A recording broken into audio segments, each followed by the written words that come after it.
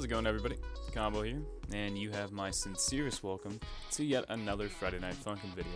Because of the amazing support on my last video related to this topic, and I thought another edition was warranted. As I mentioned in my previous video, and I'm sure all of you are aware, Friday Night Funkin' have received more hype than any other indie game in recent memory. This is due to a strong community backing and the talent shown by the game's developers, Ninja Muffin, Phantom Arcade, Kawaii Sprite, Evil Skater, and its supporters such as Tom Full. But it's important to not let our hype blind us, and analyze how we can make this full-ass game the reality we all crave.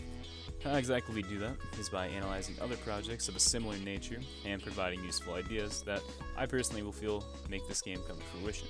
So, without further ado, let's talk about how to prevent this game from crashing on landing. So, what's a project that comes to mind when you think of a failed Kickstarter game? For me at least, that honor would go to Ukulele. This game was released in 2018 and promised to bring the glory of Banjo-Kazooie to the modern day with new protagonists and modern technology. All seemed fine until the game actually released, however. Saying it was a letdown would be the understatement of the decade, as it raised over $2 million on Kickstarter and played about as well, if not worse, than the game it was trying to recreate. This may seem obvious to say, but the developers of Friday Night Funkin' need to be sure that they deliver on what was promised. Or let's just say, with a fanbase this large and diverse, people will definitely not be happy.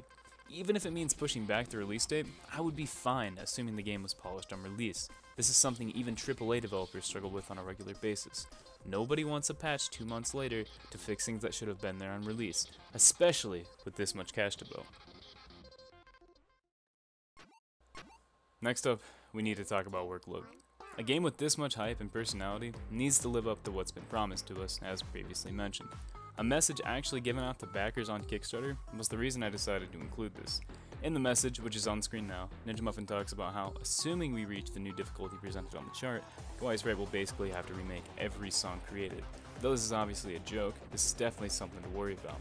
No human being, with any amount of time, will be able to produce supreme quality work every time, without fail, especially under this much pressure. This is why I believe the Funkin' crew should reach out for additional assets in the development of their game, aka more developers, or in this case, freelance artists. And really, what better place is there to look than the actual community itself?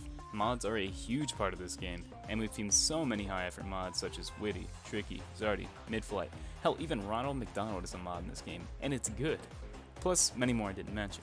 Fun fact, the Hex mod was actually created by one person. Imagine how nice an asset like that would be on the development team.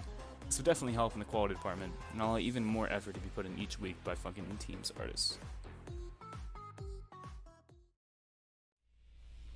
And finally, we need to talk about what we as a community must do to make sure this game succeeds. We all love this game dearly, some of us a little too much. Most importantly though, we all want to see it succeed.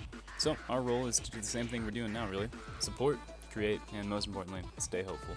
Creating a game is not easy, and I know from experience that just a little bit of encouragement goes a very long way.